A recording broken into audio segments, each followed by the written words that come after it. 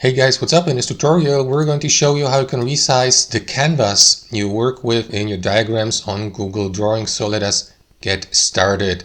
So guys, let me navigate to that example diagram here on Google Drawings.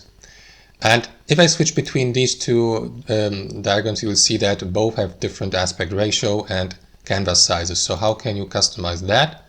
So this one here with a resolution of 1:1, you may, for instance, click into this button in the bottom right and then adjust the size like this to zoom in. However guys, that's not going to change the size, it's just for zoom in, zoom out. So what you want to do is click into File in the top left and then navigate to Page Setup, and here expand this menu and choose one of these presets like 4:3, 16:9, 16:10 widescreen, or go with Custom and then choose the measurement unit here, points, pixels, centimeters, inches. And we go with pixels and then enter, let's say 1920 by 1080. Click into apply, and as you can see, the canvas size has been changed and resized, and that's it. Thanks for watching and have a fantastic day.